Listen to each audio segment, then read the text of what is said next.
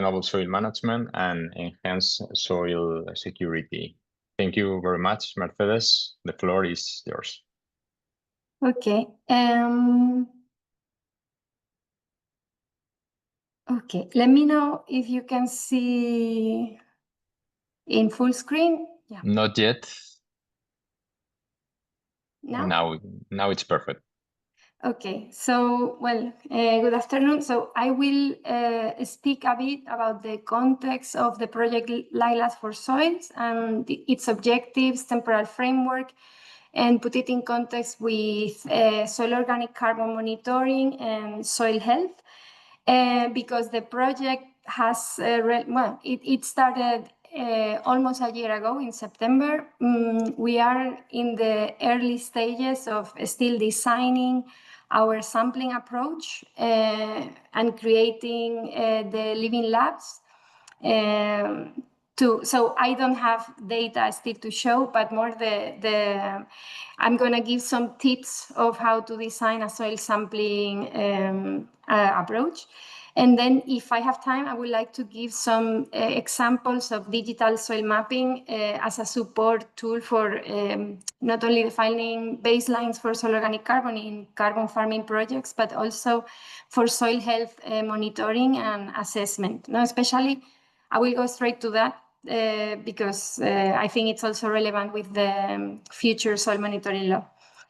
So agriculture activities have been a major driver of soil change for millennia. No? Like we do operations to make the soils more suitable to produce food, but at the same time, we are modifying the natural processes of soil formation. So we can speak about agropedogenesis. And so there are some authors who suggest that over time, this agropedogenesis tends to narrow the natural soil diversity. And so if we wanted to compare soil types or soil classes to biological species, we could even find some unique soil entities have been so modified that they can even become extinct, we could say. So one of the, and Jose Luis was speaking about this morning. So one of the most known effects about agriculture activities is the historic loss of soil organic carbon, no?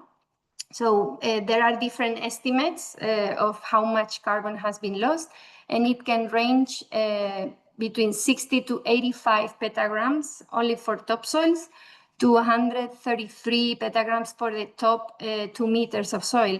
So there are all these models can help us know how much carbon has been lost, but also if we improve the management, like Bertrand was showing, how much carbon could we store back, even under increasing temperature scenarios, right? However, we know that if we do nothing, probably we are going to keep losing carbon. So there are many approaches in agriculture that have different focus and different perspectives, no, in their objective, but they have many common tools or practices like cover crops, agroforestry, diversification of crops, no tillage or reduced tillage. And all these practices, in fact, can contribute not only to increase soil organic carbon, but also contribute to climate change mitigation and adaptation, to food security, and to revert land degradation and biodiversity. So we can collectively, in the next slides, I will refer to this as carbon farming practices, but because this can be implemented in carbon farming projects. It is important also to know that not always we're going to have benefits. In fact, there are trade-offs and synergies, no, between soil functions, and these vary with land use, with soil type, and with the geographical zone. So, for example, in this study by Brevos, so we can see that climate regulation, so the storage of carbon, soil organic carbon, is positively correlated with several functions. I think it's the protection to drought in blue, but also it can have negative correlations with nutrient cycling or with the ability to prevent, I think, waterlogging. And the strength of these correlations varies between the Central Atlantic and the Mediterranean. No? Then also with land use. So if we compare on the top, no, for grasslands, we would see a positive relationship between climate regulation and biodiversity. But this relationship is different in arable lands. So these are things that we need to consider, especially now in the Mediterranean. No? So generally, the effects of carbon farming practices or regenerative agriculture are beneficial for several soil health indicators, without having a detrimental effect on the crop nutritional status. And generally, when we combine several of these practices, we can have better improvements just when we implement one of them. However, the effects are not very there are different evidence, no? Like there are different reviews and meta-analyses. So for example, there are some that find that Jordan et al. Did a meta-analysis and found an increase in soil organic carbon stocks and at least not a decrease in yield. But there is a different review that found a decrease in yield of 24%, but a slight improvement in nutrition.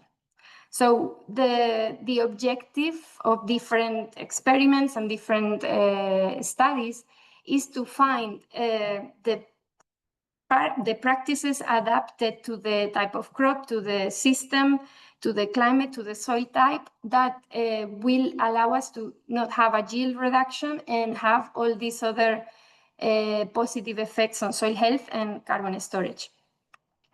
So for this, there is this project Lilas for Soils, which is mainly focused on promoting the implementation of carbon farming practices in the Mediterranean and the South European region towards achieving healthy soils and zero emission systems. So we're going to have we have already 5 living labs in 6 countries. With 85 to 100 demo sites or farms, participating farms. We're going to be testing 19 carbon farming practices. And the project lasts 16 months, starting in September 2024 and so until 29. So I am working mainly in the working package 4, which is focused on the applicability of MRV technologies to measure and model changes in soil carbon content, but also measuring indicators of other soil functions. So we just released or published recently the soil sampling protocol. It is not a standard methodology for MRV, but it's more focused on assisting the living labs to design their sampling strategies and to gather data that will be used for 2 things. First, with a measure and remeasure approach, also provide the data input for process-based modeling. In fact, we will be using the Hermosa model. And then we also want to assess interrelations between soil organic carbon storage and other soil functions.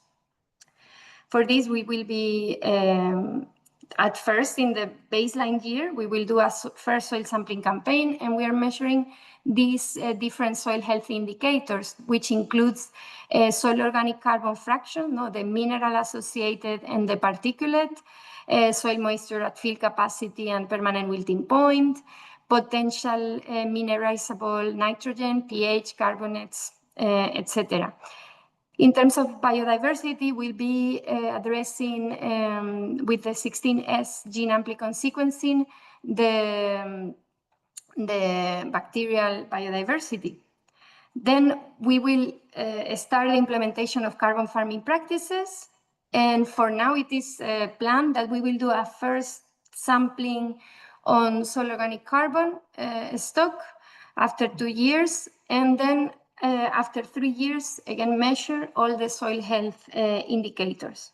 So we know that this is a very short time frame to observe possibly increases in soil organic carbon, but this is a constraint that we have because of the length of the project. So what challenges do we have is that the monitoring approach or the sampling approach has to be flexible enough to be applied between different agricultural systems and pedoclimatic conditions across the Mediterranean, but it also needs to be used for transparent and robust methods for monitoring, reporting, and verification. And then we know that soil organic carbon has a very high spatial variability. So we generally would require a very high number of samples to assess the change in soil organic carbon with a desired confidence level. Related to the previous presentation, we could see this long interval, no? Like around the measure mean carbon value just at one site. So when we think of soil sampling designs or approaches, there are in general two distinctions. There are also intermediate ones or hybrid ones, but we will have design-based, which is generally better when we want to estimate the mean or the total of a soil property in a study area.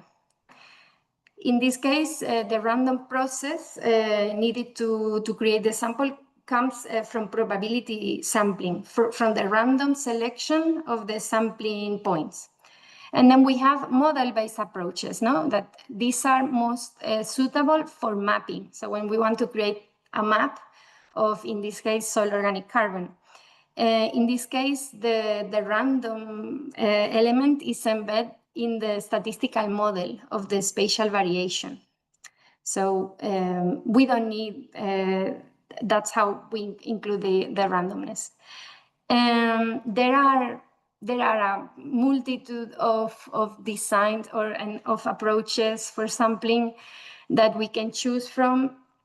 And the choice will depending on our objective, depending on the type of data that we need. If we need objectivity, if we need the estimation of the variance in all points, the quality of the model that we will have, the resources, no? Like how many resources, what is the size of the sample that we can take, the type of management that we will do after we have our estimate, if just for the whole field, or we want to do a differential management within the field.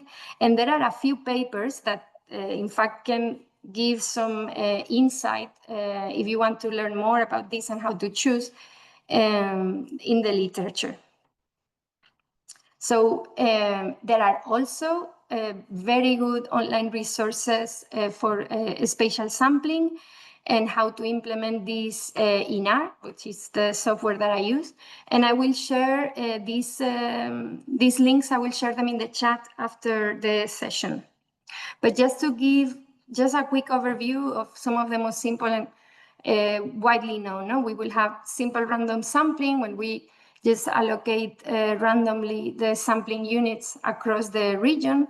Well, all these have, it can be simple, but maybe it's unbiased because all the points have the equal probability of being included. Doesn't require prior knowledge, but maybe it's inefficient. It can have lower accuracy than other methods, so then it has a higher cost. And maybe we don't represent all the attributes. And then we can have systematic sampling, which it's like regularly distributed with a pattern, no? Like it could be an hexagon, it could be a grid. So what you have is that at least you cover evenly the study area. It can give precise estimates, can be efficient.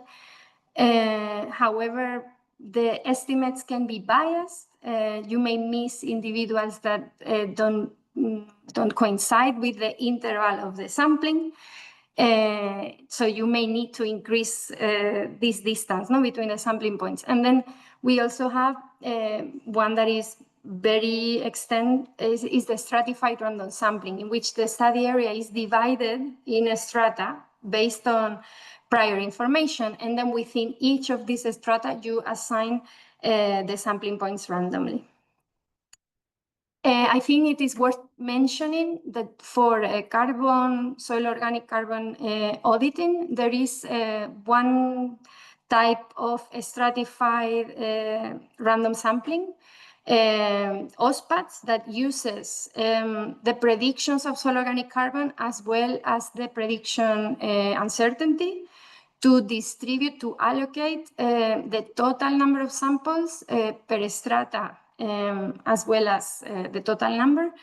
And also they are optimized at the same time by maximizing the profit that the farmer will get by investing in carbon sequestration. So it takes into account the cost of sampling, so the cost that the farmer will assume, but the benefits of getting a better estimate, no, a spatial of the current soil organic carbon, and the risk, minimizing the risk of the investors, no, the farmer and the buyer of the carbon credits. Then we have different space-time sampling designs. Like you can go sample every time the same places. This will be a static synchronous. You will have different samples over time, completely different from year 0 to year 1. This will be the independent synchronous. And then we will have intermediate approaches, no? Like we can have the serially alternating. In fact, this would be like the French RMQS, no? Like you have a set of locations that you visit on year 1, then on year 2, you visit another set of locations, and then after several years, like 12 years, you come to the year 1 locations successively. We will have the supplemented panel. So you have some fixed plots, and then that you revisit every time, and then you add every time different samples that will differ in the successive years. And then another mix is the rotating panel. So you visit some plots the first year, the second year you visit a fraction of this and add some new ones. The third year you visit the ones that you just added last year plus new ones, and so on. So all these have their benefits and disadvantages. There are also, it's well explained in the literature, depending on your objectives, the choice of one of these designs. So in my case, for lilacs for soils, because we are constrained by the number of sampling units that we can visit at each farm, we opted for a static synchronous approach. This is, we will revisit every time the same sampling units, and this generally reduces the sampling variance, so it is easier to detect a change in soil organic carbon stock. And then especially, so we will do a stratified random sampling, but there are two different types of stratification that we can do. The first one, let's say that we know nothing about our farm, we have no information, and we cannot acquire it. So we can divide our study area in equal and compact strata, no? Geostrata. And then we allocate proportional to the area, in this case is equal, the number of sampling units, no? So the advantage of this method is that it provides an unbiased estimator of the mean and also of the variance in the main change. In lilacs for soils, we have this sampling unit. It's a 5-meter radius. So the spatial support is a 5-meter radius plot, and we were gonna take 9 samples for creating a composite. And then in the center of the plot, a pit for measuring bulk density and coarse fragments. Then there is another possibility for doing the stratification, in which you take information on the factors that control soil organic carbon storage. No, like it can be soil type, relief, like the slope or the topographic wetness index, clay content, different remote sensing, like Pierre was saying this morning, no? Like there is a ton of possibilities for acquiring this prior information on the conditions of your field. So because we will be working at the spatial scale of mainly farm, we can select indicators for the factors that are the main controls at this spatial scale. Because so depending on the scale that you're working, they will vary in their importance controlling the carbon. And well, we've seen about this in the previous lecture, so we don't need to go into detail. This is an example of one grassland here in the Basque Country, how we can use relief and vegetation covariates, like the NDVI, elevation, slope, the product of northness and slope, which is a proxy for exposure, and the topographic wetness index, which is a good proxy of soil moisture accumulation, no? And so it can influence a lot the storage of carbon. Then we can apply a clustering algorithm like k-means to create different strata, no? And then we can select the optimal number of strata based on objective criteria. And there are also different methods to allocate the sampling units between the different strata. In this case, on the right, we applied just proportional to the area of each stratum. So it would be 2 in the larger one that had double the size of the yellow stratum. And then, in fact, the thing about the choice of spatial sampling for monitoring soil organic carbon in carbon farming projects seems to be very site dependent. So you can do there are few studies, like several studies in the literature that compare when in the same place you apply different sampling strategies. So which ones work better, and they differ depending on the study, because the study areas are different, or maybe the size of the farms or the study areas. But generally, we can say that when we use information on environmental covariates or remote sensing, soil type, and also spatial predictions of soil organic carbon, generally we can improve the sample efficiency. No, so here on the left, we can see that the method that require less number of samples for achieving the accuracy that was needed was the condition Latin E per cube sampling. No? But on the right, we can see that the doubly balanced design was the best for having the smaller error, no? Compared to the simple random sampling that just had the highest error. Some other notions is that the sampling density is generally higher when the purpose is mapping than when we just need to estimate the population parameters. There are some recommendations, for example, between 18 to 30 samples per hectare. Maybe if we want to do a sampling with a covariate informed approach. But again, this is just one study. Then other studies have found that even with a very high sampling density and within field moderate spatial variability, the estimates of the carbon change for single fields can be very inaccurate.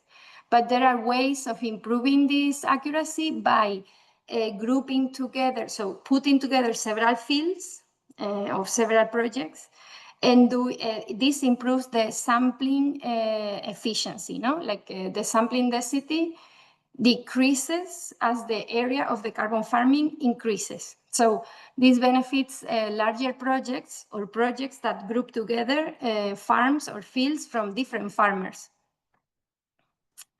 And then I think I have like 5 minutes for talking about digital soil mapping. So you know the fathers of soil science, or at least of the spatial notions of soil classification, said that we can establish quantitative relationships between the parent material, the climate, the organisms, the vegetation, but also humans, and time, to predict the spatial distribution of soils.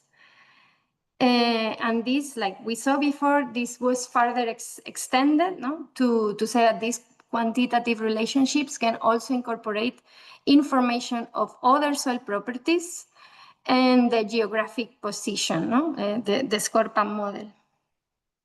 So there are a variety of covariates that we can include. Many of them, we've talked about them today, like gamma radiometrics or long-term satellite imagery series, derived indices or principal components of these bands, gridded climate data, previous soil maps, elevation and their derivatives.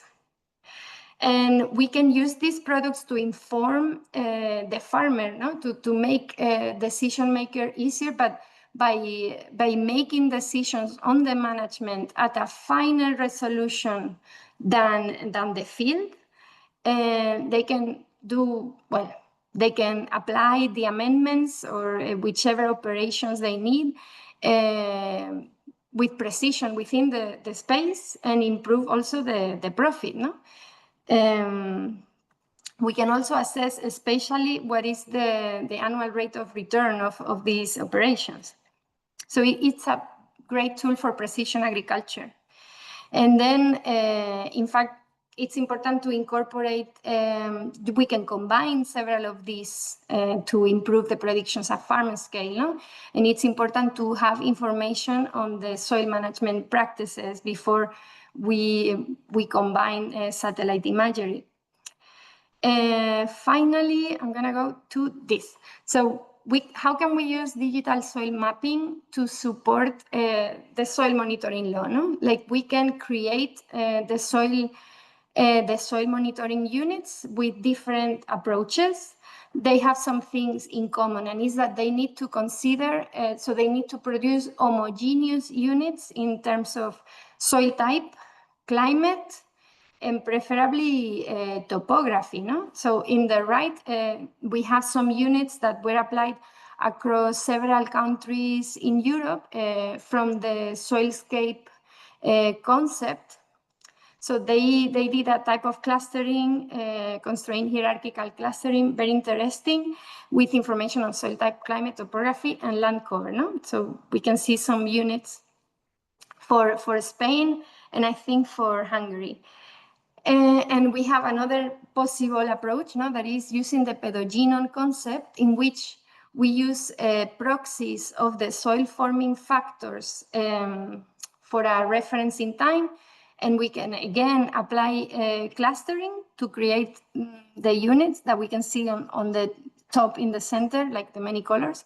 But then we can combine these units geographically, depending on the centroid, on the geographical centroid, to produce soil districts. When in this, they did soil districts, but we can do the same to create soil monitoring units. And once we have them, we can combine them with existing data or the newly acquired data from the soil monitoring networks to assess soil health. So we will start by mapping the soil units. Here on the left, we have an example for the Basque Country in Spain.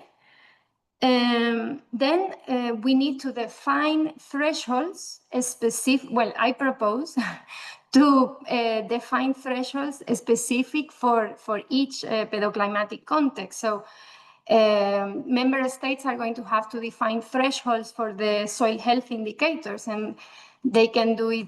They can do a general threshold for the whole territory, or we can do more tailored threshold definition. And there are different approaches for this. We can set a fixed threshold based on expert knowledge or based on values in the literature that indicate when, for a certain indicator, a value higher or lower is critical for the functioning. We can identify reference soils. So, and this can be very contested. Like, for example, I proposed for the Basque Country to use a semi-natural forest of native species as a reference to assess the health of forest plantations, of commercial plantations. We can also use the distribution approach. So if you have the distribution of your indicator over your study area or your soil monitoring unit, you can decide to set, for example, if values of soil organic carbon are below the 5th percentile or the 25th percentile in the unit, then they are considered unhealthy. Or we can set a management target for the 75th percentile of our distribution. So each of these methods have their advantages and disadvantages, and I recommend reading the paper by Matson and colleagues. That gives a very good explanation of these different approaches. So once we have our threshold, we can do an assessment at the level of the plots, but then we can use digital soil maps of our indicators, so we can have a map of pH. And for each of the units that we found, we can do an assessment, classifying the soils depending on the pH that they have and on the thresholds that we establish, and we can do a bit of a sensitivity analysis, by comparing different percentiles. We can see, for example, that if we use the 5th percentile of our semi-native forests pH as our threshold for healthy or unhealthy, almost none of the soils in the forest plantations would be considered unhealthy. When we use the 25th percentile, the surface of unhealthy plantation forest increases considerably. And besides giving an assessment on the condition, we can also assess the uncertainty. So, for example, this is a very simple method. We can estimate the probability that the predicted pH distribution is below a certain threshold. So maybe we are not certain that the soils are unhealthy, but we can identify areas that have higher probability that the soils are unhealthy for a given indicator. And with this, some of the messages that I wanted to say today is that sustainable soil management has the potential to contribute to climate change mitigation and adaptation, but also contribute to food security and overall ecosystem functioning. There is no magic formula for finding the best sampling strategy. This changes site to site, but generally speaking, using different prior information, exploiting the great availability of remote sensing data, or also proximal soil sensing, and if better, in combination, can generally improve our sampling efficiency. And then also that digital soil mapping is a powerful tool just also for supporting sustainable soil management, but also promoting soil security, which is a concept I did not have the time today to speak about, but tries to put the conservation and the improvement of the soils in the central focus, not only looking at the physicochemical and biological parameters, but also the socioeconomical and the cultural and the policy aspects. So we can use this from the field to the global scale. There are several references that I used. And with this, I would like to thank you.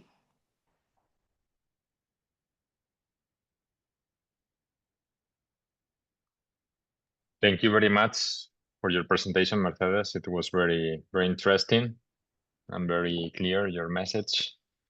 And now it's time for questions or comments.